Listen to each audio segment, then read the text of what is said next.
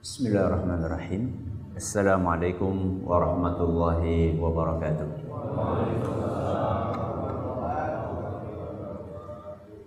Alhamdulillahi wa kafa, wassalatu wassalamu ala rasulihil mustafa wa ala alihi wa sahbihi wa man ittafa, amma ba'd. Yang kami hormati Bapak Bupati Purbalingga beserta segenap jajarannya yang semoga senantiasa dirahmati oleh Allah Azza wa Jalla. Para alim, para ulama, para sepuh bin sepuh takmir Masjid Al-Muhajirin, adik-adik remaja Masjid Al-Muhajirin, hadirin hadirat yang semoga senantiasa dirahmati oleh Allah Azza wa Jalla. Salawat dan salam semoga senantiasa tercurahkan kepada junjungan kita Nabi besar Muhammad sallallahu alaihi wasallam, kepada keluarganya, sahabatnya dan umatnya yang setia mengikuti tuntunannya hingga akhir nanti. Sudah berapa kali jenengan ketemu Ramadan?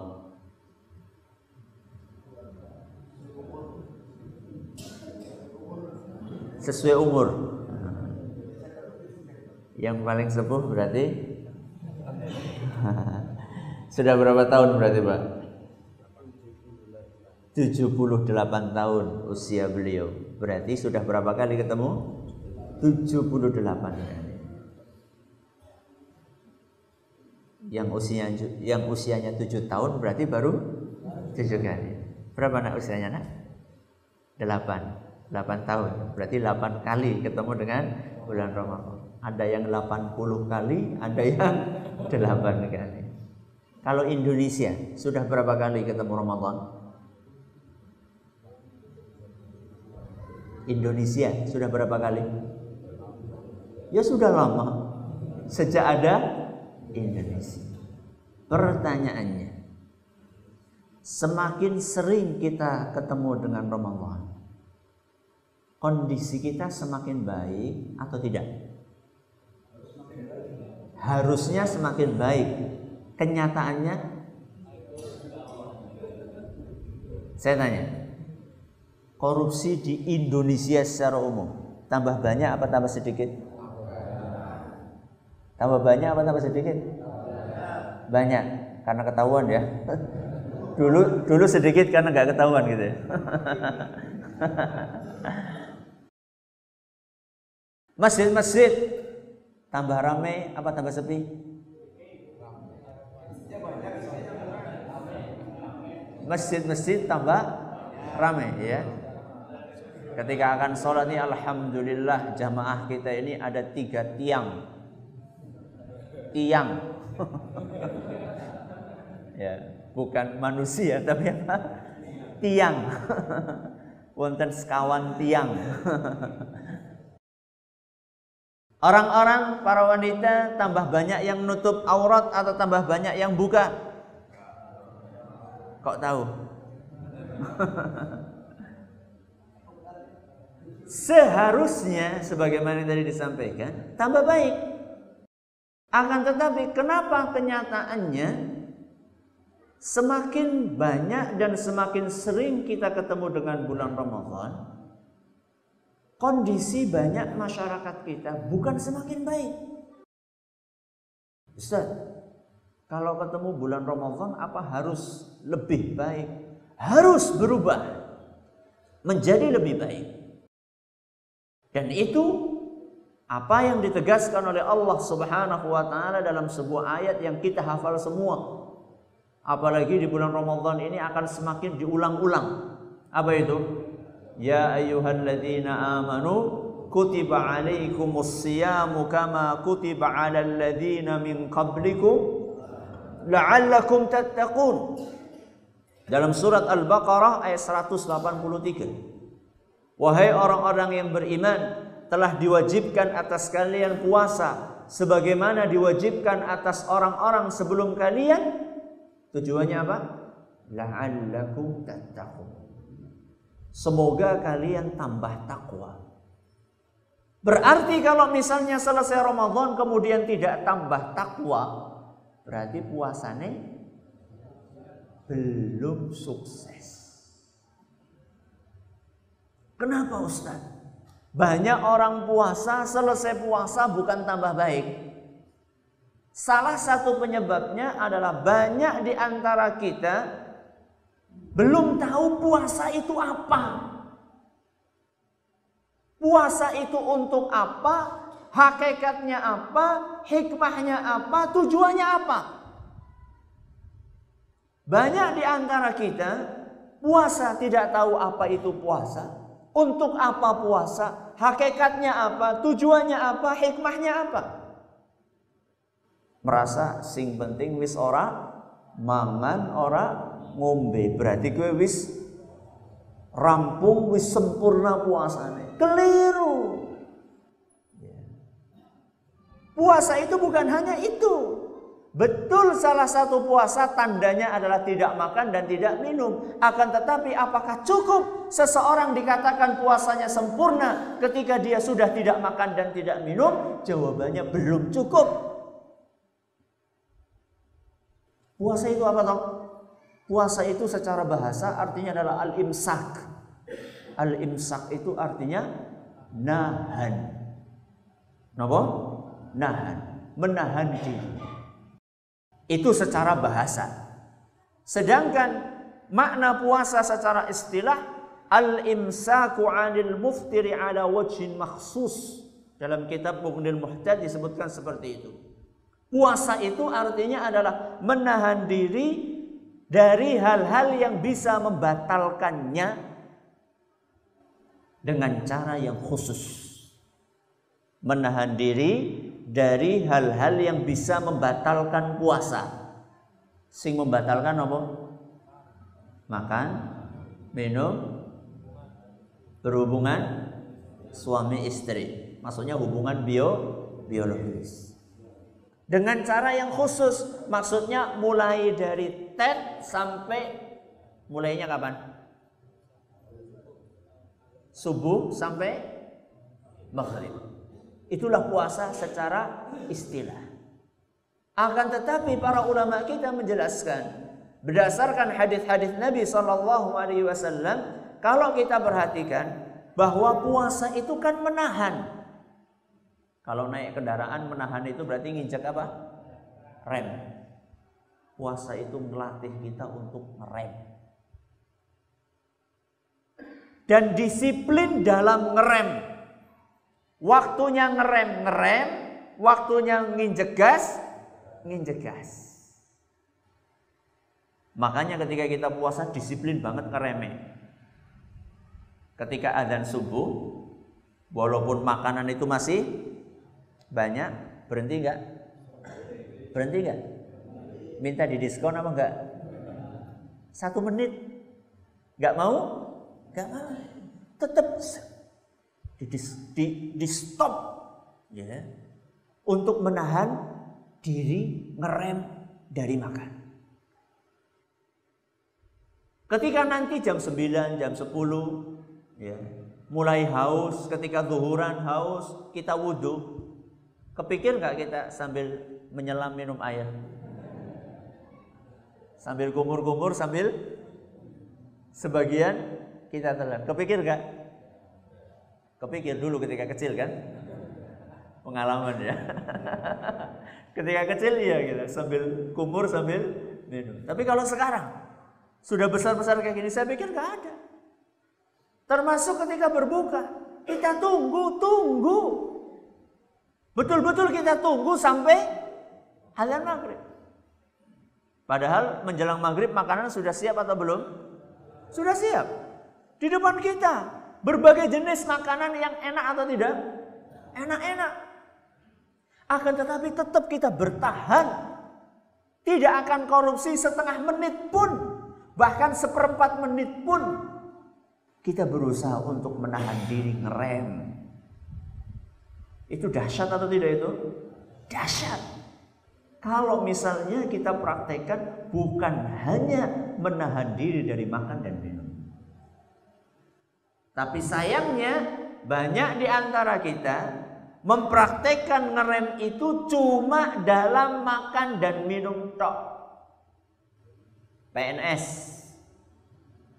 Dari tadi kan bicarakan apa? PNS. Kalau belum pulangnya jam berapa sih PNS? Jam 2. Kalau belum jam 2, tit. Sudah pulang atau belum? Sudah. Belum jam 2 sudah pulang. Ya. Oh, zuhuran iya. Maksud saya itu setelah saya zuhur kan balik lagi. Ya. Sebelum jam 2 itu betul-betul ngerem atau tidak? Wah, masih kurang 1 menit tak rem. Pokoknya kalau belum jam 2, tit, tidak akan pulang. Kayak gitu apa enggak? Iya. Iya, karena ada Pak Bupati atau gimana? Alhamdulillah. Katanya tadi 100% tadi yang ketahuan. Ya. Seandainya kita praktekkan itu dalam seluruh kehidupan kita sehari-hari, hebat. Indonesia akan betul-betul menjadi negara hebat.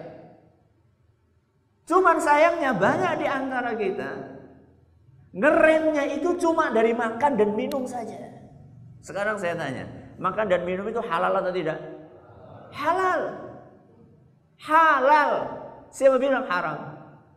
Begitu puasa Ramadan, siang harinya makan dan minum jadi apa? Haram. Korupsi halal apa haram?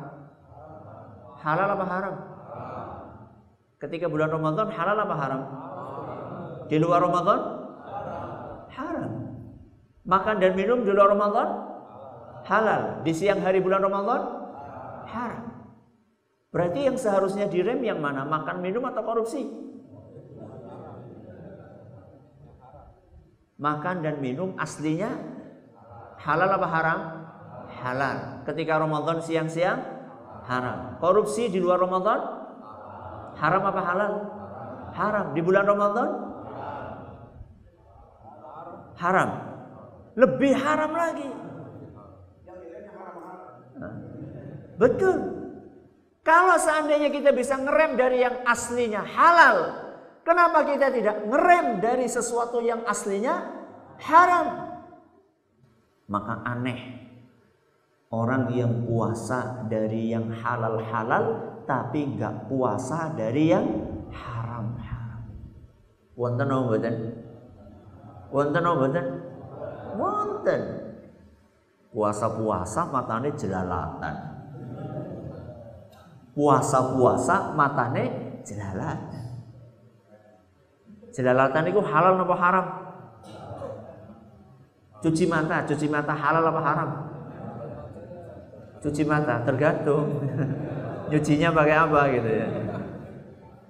Ya. Kalau pakai pencuci mata yang beneran ya enggak apa-apa. Tapi cuci mata yang dimaksud di sini kan tahu konotasinya. Ngelihat cewek-cewek cakep. Ada nggak orang yang puasa hari-harinya cuma nonton TV terus? Wonten? Banyak. Gue cuci mata gue. Dia tidak makan dan minum yang aslinya halal, akan tetapi matanya dibiarkan untuk nonton sesuatu yang haram. Dia tidak makan dan minum, akan tetapi telinganya dibiarkan untuk memasukkan sesuatu yang haram. Ini puasa model apa? Orang-orang yang puasanya seperti inilah yang biasanya tidak akan menghasilkan takwa yang diinginkan oleh Allah Subhanahu wa taala. Dalam surat Al-Baqarah ayat berapa tadi?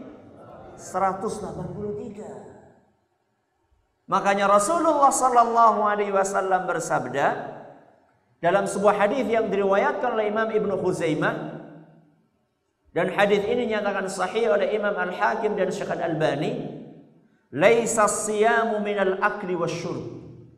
Puasa itu bukan sekedar menahan dari makan dan minum. Ini dengar kata-kata Nabi SAW. Bagi mereka yang memahami puasa itu sekedar menahan makan dan minum, mari kita dengarkan sabda Nabi SAW berikut ini. Laisa siyamu minal akli wasyurb. Puasa itu bukan sekedar menahan diri dari makan dan minum. Gak cukup puasa sekedar makan dan sekedar menahan diri dari makan dan minum, tidak cukup. Terus puasa itu apa kata Nabi SAW? Innamas siyamu minal lagwi warrafathi. Yang namanya puasa itu menahan diri dari perkataan-perkataan yang jelek, yang tidak ada manfaatnya, dan hal-hal yang tidak positif. Ya, ar-rafath di sini diterjemahkan atau ditafsirkan oleh para ulama dengan hal-hal yang kaitannya dengan sesuatu yang berbau apa ya? Pornografi. Apa? Pornografi. Atau sebagian ulama menafsirkan ar-rafath adalah pendahuluan, muqaddimah sebelum hubungan suami istri. Tahu muqaddimah? Tahu muqaddimah? Apa muqaddimah? Pemanasan. Ya, pemanasan sebelum melakukan hubungan suami istri. Jadi puasa itu bukan hanya sekedar makan, menahan makan dan minum, tapi puasa itu adalah bagaimana kita bisa menahan diri dari hal-hal yang bersifat maksiat. Makanya Rasulullah SAW melanjutkan, fa in sabaka ahadun au jahila 'alaika faltaqul. Kalau seandainya engkau sedang puasa, kemudian ada orang membangkitkan emosi kita dengan mencela kita, dengan berbuat iseng dan jahil kepada kita, apa kata Nabi SAW? Faqul inni shaim. Apa ini shaim? Aku lagi puasa. Aku lagi puasa. Aja dipancing-pancing. Banyak kan ketika kita lagi puasa dipancing-pancing, malah kita apa wani nang di nang kene apa nang lapangan. Ya. Apalagi bapak-bapak yang pekerjaannya itu sering bertemu dengan orang-orang yang seperti itu. Ya, penertiban. Pekerjaannya Satpol PP. Ya. Ketemu dengan orang-orang yang sulit ditertibkan. Ya. Akan ditertibkan malah ngelawan. Itu biasanya kalau lagi puasa keluar pentungan atau inni shaim, Pak. Harusnya yang keluar lah kata-kata inni shaim. Oke, aja mancing-mancing lah. Nyong lagi apa? Puasa. Engkau baik berbuka ya. Berarti gagal itu bahasanya. Bukan seperti itu. Ya. Mau buka mau tidak buka, kalau lagi puasa, pokoknya seorang muslim dilatih untuk ngerem. Ketika dia sudah sukses ketika puasa dia ngerem, mudah-mudahan setelah selesai puasa dia juga tetap bisa ngerem. Penting gak sih rem? Penting gak? Sangat penting. Jenengan si A dan si B dari Purbalingga berangkat ke Purwokerto. Si A naik motor dengan kecepatan 100 km per jam. Berapa? 100 km per jam. Terus 100. Gak pernah ngerem, gak pernah turun. 100 terus. Si A. Sinten? Si A. Si B 60 km per jam. Berapa? 60 km per jam. Kadang-kadang ngerem, kadang-kadang berhenti. Saya ulangi. Si A dan si B. Si A berangkat dari Purbalingga ke Purwokerto, kecepatannya berapa? 100. Gak pernah ngerem. 100 terus. Sedangkan si B kecepatannya berapa tadi? Rata-rata 60. Itu pun kadang-kadang ngerem, kadang-kadang berhenti. Sing gutul disit siapa? Sinten Pak Bupati yang sampai dulu. Si A apa si B?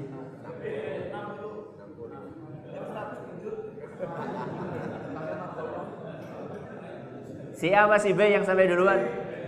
Si B apa si A? Si A. Sampai kuburan.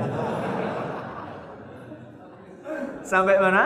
Kuburan, bukan sampai Purwokerto. Padahal secara matematis seharusnya yang sampai duluan siapa? Si A. Karena kecepatannya lebih tinggi.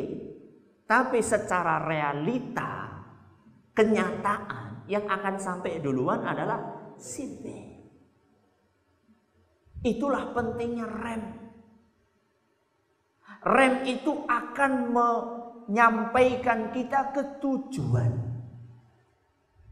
Orang yang hidupnya nggak pakai rem, itu nggak akan sampai ke tujuan. Makanya perhatikan, orang-orang yang nginjek gas terus nggak pernah ngerem.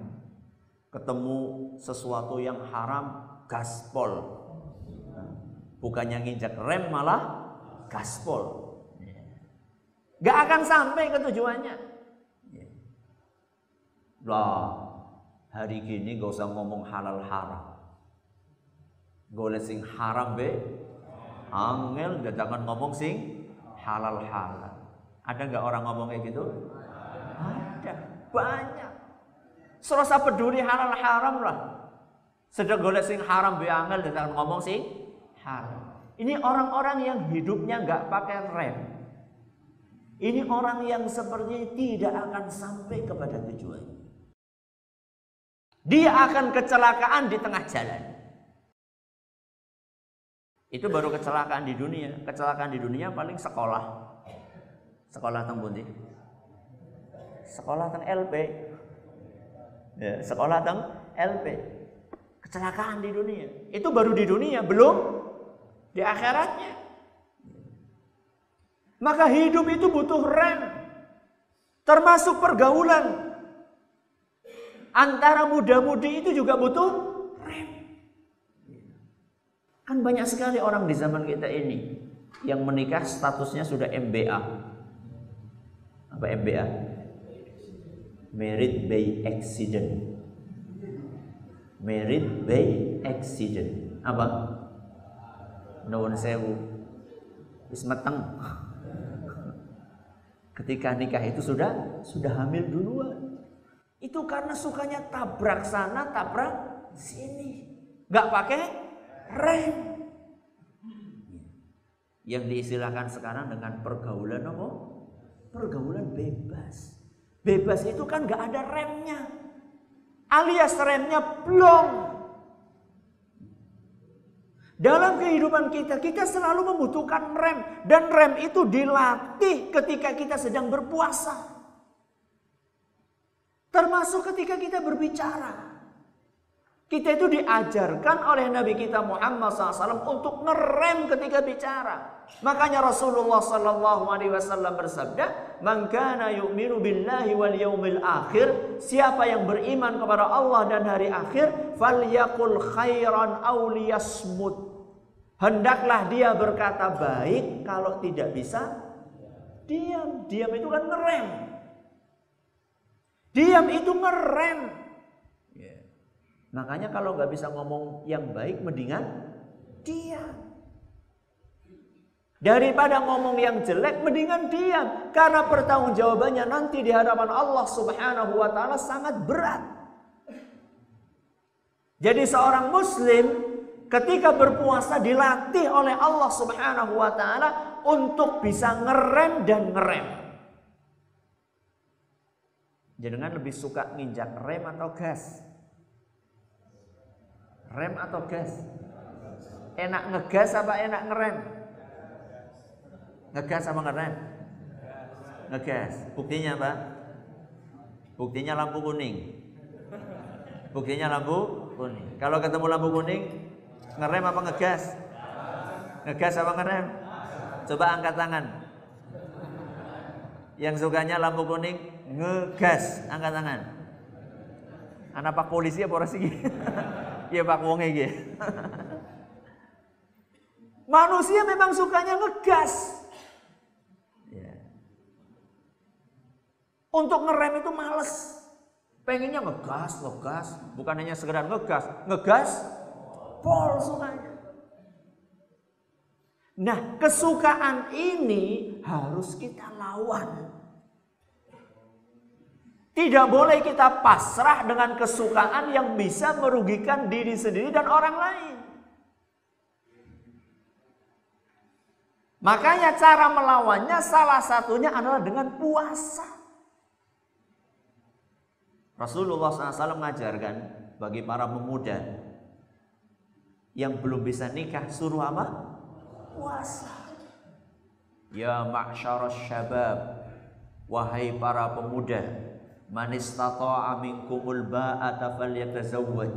Barang siapa yang sudah mampu apa? Mampu apa? Ekonomi tok, mampu dua-duanya, nafkah lahir dan batin. Man istata'a minkumul ba'ata falyatazawwaj. Barang siapa yang sudah mampu, hendaklah dia segera menikah. Fa innahu agha faman lam yastati' fa 'alaihi bis-siyam. Barang siapa yang tidak mampu, maka hendaklah dia puasa. Kenapa puasa? Ngerem. Jadi pelajaran terpenting atau salah satu pelajaran terpenting yang bisa kita ambil dari puasa adalah latihan apa tadi? Ngerem. Walaupun aslinya kita lebih suka ngegas daripada ngerem. Akan tetapi walaupun kita lebih suka untuk ngegas daripada ngerem, latihanlah kesukaan itu kita tahan, kita rem. Karena dengan ngerem hidup kita akan bahagia. Bahagia mana? Ngerem atau ngegas? Ngegas atau ngerem? Ngerem saatnya ngerem. Dan ngegas saatnya ngegas. Jangan dibalik. Saatnya ngegas malah ngerem, saatnya ngerem malah ngegas. Ada nggak orang seperti itu? Ada. Saatnya ngegas malah ngerem. Hayya 'alas shalah. Kon pada apa? Salat mangkat masjid malah ngerem. Ada? Wonten apa mboten? Wonten. Kon mangkat salat malah engko itu kan ngerem. Mangsane ngegas malah ngerem. Mangsane ngerem malah ngegas. Ketemu itu tadi. Harta haram, lah gas baik. Ketahuilah jamaah yang kami hormati, bahwa orang yang selalu nginjak gas, tidak pernah nginjak rem, tidak akan tenang hidupnya. Tidak akan tenang hidupnya. Saya kasih bukti. Dan dengan bukti ini kita tutup pengajian kita pada pagi hari ini. Setelah itu tanya jawab. Ya. Jam 6 target kita selesai insya Allah. Ini bukan pengajian umum tablik akbar rong jam 3 jam. Ibu-ibu rong pada masak. Saya kasih ilustrasi. Kenapa orang hidup pakai gas itu akan tenang? Orang yang hidup pakai rem itu akan tenang. Sebaliknya orang yang ngegas terus tanpa rem tidak akan tenang. Saya kasih ilustrasi. Jenengan ketika naik mobil mewah. Naik mobil apa? Mewah. Apa mobil mewah? Apa sih mobil mewah?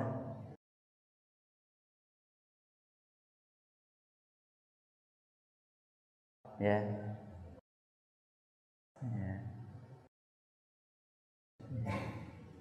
Orang pakai mobil mewah, senang atau tidak? Senang atau tidak? Senang. Kalau nggak ada remnya gimana? Nggak ada remnya tenang atau senang? Senang atau tenang? Senang atau tenang? Oh, kebalik pertanyaannya. Tenang atau tidak tenang? Tidak tenang. Walaupun mobilnya mewah. Suruh milih mana? Tanpa rem atau naik angkot pakai rem? Naik mana? Angkot pakai rem atau nggak pakai rem? Angkot. Walaupun angkot tapi ada remnya. Itu membuktikan bahwasanya rem itu penting. Jangan Anda pikir ketika Anda nginjak gas terus hidup Anda akan tenang. Tidak. Justru hidup kita akan galau. Hidup kita akan susah. Hidup kita akan gelisah. Makanya perhatikan. Orang-orang yang tidak membedakan antara halal dan haram, hidupnya tidak akan tenang. Takut terus. Aduh, Anak totok-totok, wah ini KPK apa ya? Selalu diliputi dengan perasaan takut. Walaupun hidupnya mewah. Akan tetapi lihat orang yang bersih. Orang yang hidupnya bersih. Arep totok-totok jam 1 bengi, jam 2 bengi, ora apa-apa. Dia nggak merasa bersalah. Itulah efek dari ngerem. Maka salah satu pelajaran terpenting dari puasa kita adalah latihanlah untuk apa tadi? Ngerem. Dan di dalam bulan puasa ini kita dilatih untuk ngerem dan disiplin dalam ngerem. Akan tetapi ngerem saatnya ngerem dan ngegas saatnya ngegas, bukan dibalik. Ngerem saatnya ngegas atau ngegas saatnya ngerem. Ini yang dapat kami sampaikan pada kesempatan kali ini. Mudah-mudahan bermanfaat buat kita semuanya. Alhamdulillah kita sudah menyelesaikan materi kita pada hari ini.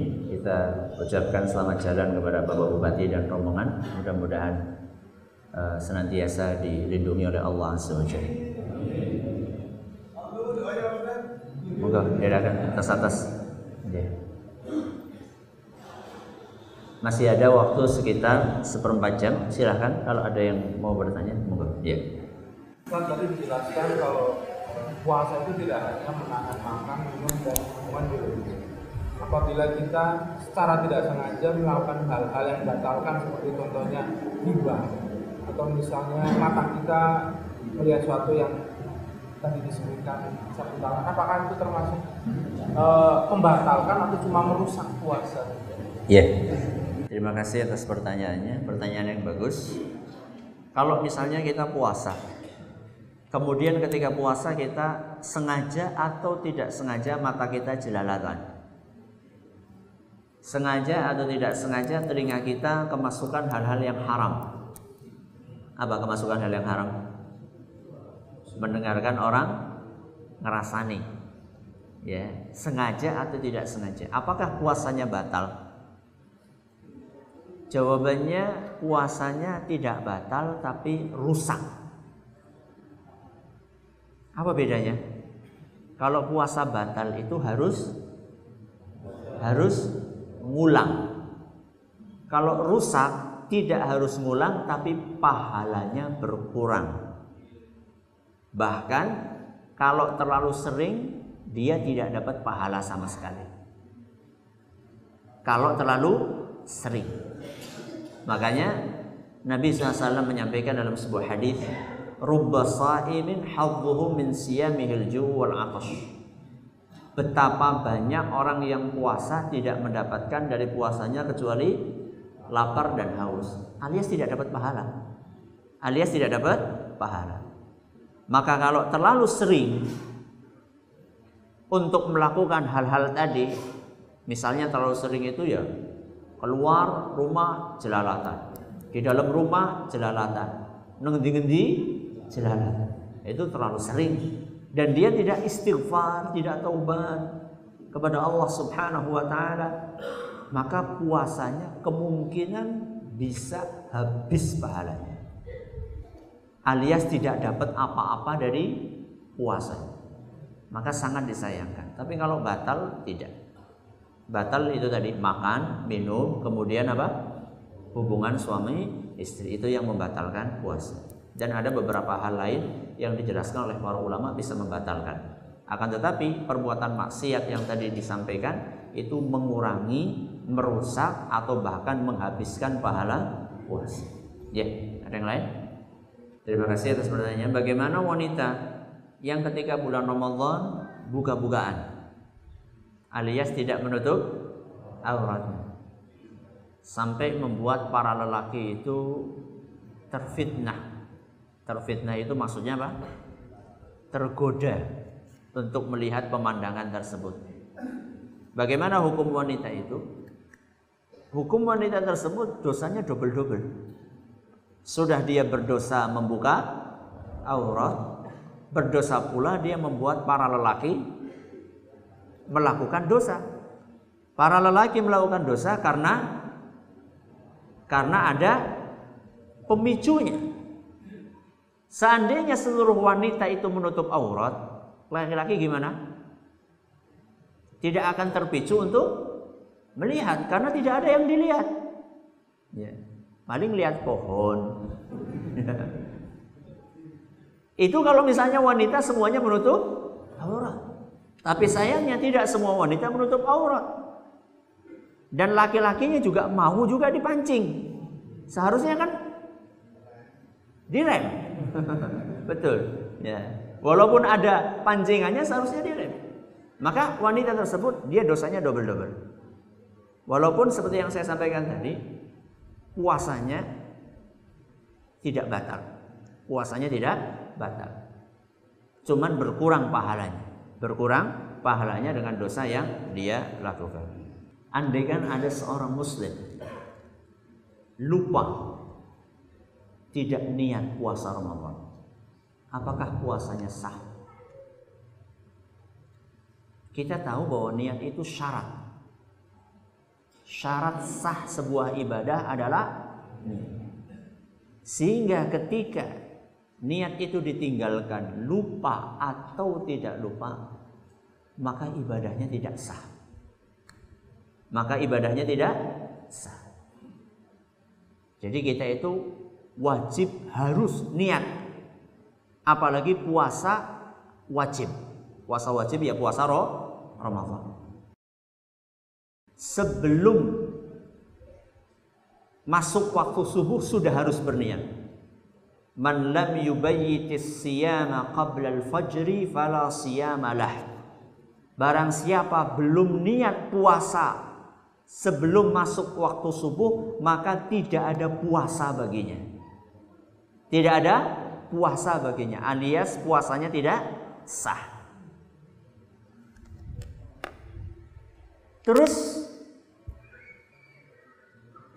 apakah yang namanya niat itu harus diucapkan? Atau cukup sesuatu yang terlintas di dalam hati, keinginan untuk melakukan puasa? Kita kembalikan kepada definisi niat. Niat itu adalah al-qasdu alal amali. Niat itu adalah keinginan untuk melakukan sebuah amalan. Keinginan untuk melakukan sebuah amalan. Keinginan itu tempatnya di hati apa di lisan? Di dalam hati. Sehingga ketika dia mau tidur isya, dia sudah tahu di dalam hatinya bahwa besok dia akan apa? Akan puasa. Dia sudah tahu, oh besok tanggal 7 Ramadan, oh besok tanggal 8 Ramadan, sebagaimana kemarin saya puasa, besok saya juga akan puasa. Dia sudah ada niat itu sebelum tidur. Akan tetapi dia bangunnya pas azan subuh. Ya, sehingga dia tidak sempat untuk sahur. Maka orang yang seperti ini sudah terhitung berniat. Sudah terhitung berniat. Karena sebelum tidur dia sudah ada maksud dan keinginan untuk berpuasa dari keesokan harinya. Atau ada orang bangun tidur, ya, sebelum tidur dia belum sempat berniat, begitu bangun 5 menit tinggal sisanya dia segera makan, minum dengan niat untuk apa? Sahur. Maka itu pun sudah terhitung sebagai niat. Walaupun dia mungkin ya saat itu dia tidak menghadirkan di dalam hatinya keinginan untuk berpuasa, tapi sahurnya dia itu sudah merupakan indikasi bahwa dia itu berniat untuk apa? Untuk puasa. Ada nggak orang bangun sebelum subuh makan niatnya sarapan pagi? Ada nggak? Tidak ada. Kalau sebelum subuh ya paling niatnya adalah untuk sahur, dan sahur itu untuk puasa. Jadi dilihat orang tersebut apakah dia sempat niat sebelum tidurnya atau tidak. Ya. Ustaz, apakah ketika imam membaca surat Al-Fatihahnya kurang tepat atau bahkan salah, kita wajib untuk mengamini? Ya kalau wajibnya ya wajib. Kewajiban makmum adalah mengamini. Ya. Fa idza qala waladdallin faqulu amin.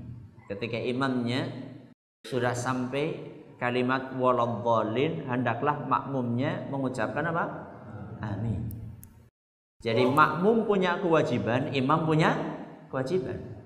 Jangan gara-gara imam ini keliru kemudian makmum meninggalkan apa? Kewajibannya.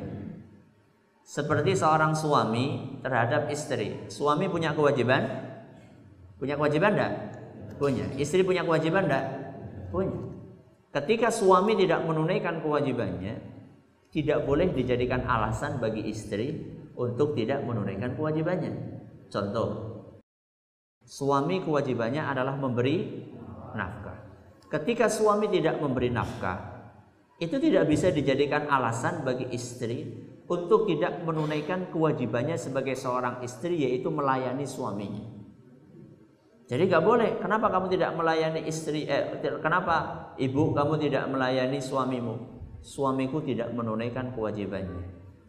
Anda punya kewajiban, sebagaimana suami juga punya kewajiban. Sebaliknya juga sama. Ya, tidak boleh suami meninggalkan kewajibannya dengan alasan istri tidak menunaikan kewajibannya.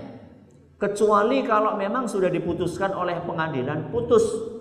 Selama belum diputuskan oleh pengadilan, putus. Putus itu maksudnya apa? Cerai, maka kewajiban tetap berlaku. Ya. Maka makmum punya kewajiban, imam juga punya kewajiban. Ketika imam tidak menunaikan kewajibannya atau tidak sempurna dalam menunaikan kewajibannya, itu bukan alasan bagi makmum untuk tidak menunaikan kewajibannya sebagai seorang makmum. Akan tetapi yang penting adalah mengingatkan, ya, mengingatkan imam tentunya dengan cara yang baik, ya, dengan cara yang sopan, yang kira-kira tidak menyinggung perasaan imam tersebut. Bagaimana menyikapi munculnya ustadz-ustadz baru di bulan Ramadan? Apa maksudnya? Ustadz-ustadz baru di bulan Ramadan. Ustadz dadakan. Apa itu ustadz dadakan? Kultum. Ya. Pokoknya wong sendesa dijatah kabeh. Gua apa? Gua kultum. Itu bagaimana kita menyikapinya? Pertama, kalau memang ada yang berkompeten, maka seharusnya yang dipilih adalah yang berkompeten. Kenapa? Karena ilmu itu amanah. Ilmu itu amanah.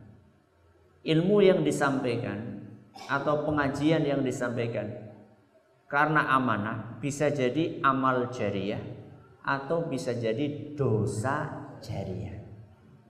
Ketika yang disampaikan benar, maka menjadi amal jariyah. Kalau yang disampaikan salah, maka menjadi dosa jariyah. Ini harus diingat betul. Maka kalau ada yang berkompeten, maka dipilih yang berkompeten. Ustadz, kalau tidak ada yang berkompeten, terus bagaimana Ustadz? Milih antara satu di antara dua. Milih satu di antara dua. Yang pertama, gak usah ada kultum. Gak usah ada kultum. Daripada jadi dosa jariyah. Yang kedua, dipilih orang-orang sing gelem sinau. Sing gelem apa? Sinau. Orang yang mau membaca, orang yang mau belajar, orang yang mau bertanya. Sehingga ketika dia akan menyampaikan sesuatu, dia belajar dulu, tidak asal-asalan. Dan memilih orang yang mau belajar itu tidak gampang. Karena banyak manusia merasa pintar. Ngerasane wis pinter, mulane mau sinau. Hanya sekedar nyokan wis kaji. Kaji kan lu mangkat mengana.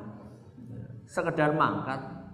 Kalau seandainya setelah itu nggak pernah belajar, ya tidak layak untuk maju ke depan kalau misalnya dia belum mempelajari ilmu agama dengan baik. Maka fenomena seperti itu harus diperbaiki. Jadi kalau memang dia tidak mau belajar, mendingan gak usah ada kultum. Ya, gak usah ada kultum. Tapi kalau pengen ada kultum, harus belajar. Harus belajar. Dan kalau memang takut menyampaikan, sudah sampaikan satu ayat. Balighu anni walau ayat. Sampaikan walaupun satu ayat. Ya, maju. Jamaah sekalian, mari kita membaca terjemahan surat Al-Fatihah. Ya. Alhamdulillahirabbil alamin. Apa? Segala puji bagi Allah. Ar-Rahmanir Rahim, yang Maha Pengasih lagi Maha Penyayang. Ghairil maghdubi alaihim waladdallin. Assalamualaikum warahmatullahi wabarakatuh.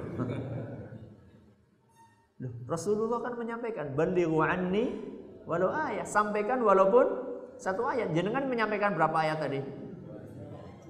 7 ayat, lebih banyak dari apa yang disampaikan oleh Nabi kita Muhammad sallallahu alaihi wasallam. Terima kasih atas pertanyaannya. Yang pertama, banyak orang ketika sholat jamaah mengikuti imam dengan baik, tapi begitu sholat sunnah, sholatnya kilat khusus. Orang-orang yang seperti ini, itu ditanya saja, kamu tuh sholat untuk siapa? Sholat untuk imam atau untuk Allah? Ya. Kalau sholatnya untuk imam, berarti apa yang Anda dapatkan dari sholat Anda? Ya. Sholat itu lillahi ta'ala, untuk Allah. Berarti ketika sendirian ataupun ketika jamaah, seharusnya sholat itu baik, benar. Karena sholatnya untuk Allah. Justru kalau kita perhatikan jamaah yang kami hormati, Rasulullah SAW itu ketika sholat sendirian malah lebih lama daripada ketika sholat jamaah. Makanya kan kita pernah mendengar Nabi SAW dalam satu rakaat suratannya apa? Al-Baqarah, Ali Imran, An-Nisa. Dalam satu rakaat suratannya Al-Baqarah, Ali Imran, An-Nisa. Itu surat-surat pendek apa panjang? Surat-surat panjang banget. Ya, itu surat yang paling panjang. 3 surat panjang ini dalam satu rakaat. Dan beliau tidak pernah melakukan itu ketika jadi imam. Tidak pernah melakukan seperti itu sepanjang itu ketika jadi imam. Berarti kalau kita perhatikan Nabi SAW justru ketika lagi sholat sendirian malah panjang. Kecuali sholat-sholat yang memang dianjurkan untuk pendek. Ya seperti sholat ringan 2 rakaat. Ya, mengawali sholat qiyamul lail. Ya. Itu memang dianjurkan untuk apa? Untuk ringan. Tapi ketika beliau sudah tahajud sendirian, sholatnya panjang. Kan kebalikannya kita. Kalau lagi ngimami, wah nepol, lagi sholat dewe kan, apa mending nang omah.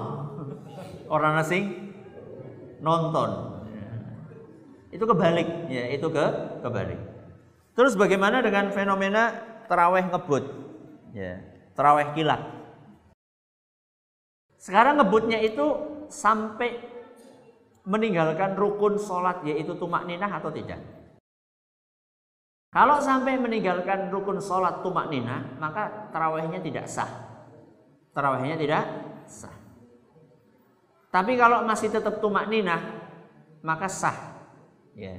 Tumakninah itu apa?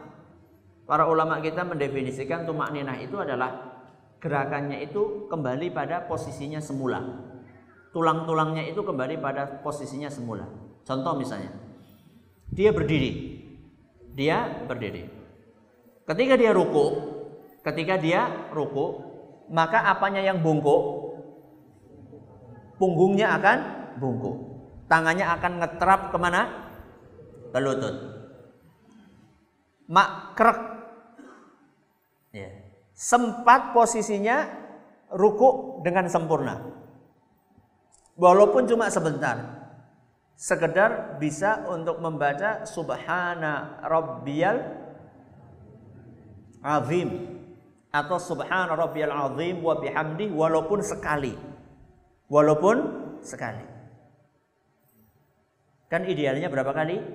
3 kali. Sekali itu batas minimal. Ya. Kalau cukup untuk membaca Subhana Rabbiyal Azim sekali atau Subhana Rabbiyal Azim wa bihamdi sekali, kemudian dia bangkit lagi, maka itu sudah masuk kategori tumakninah, walaupun tumakninah yang paling apa? Minimalis. Ya. Nah sekarang imam-imam yang kilat khusus tadi cukup nggak untuk membaca subhana rabbiyal azim sekali?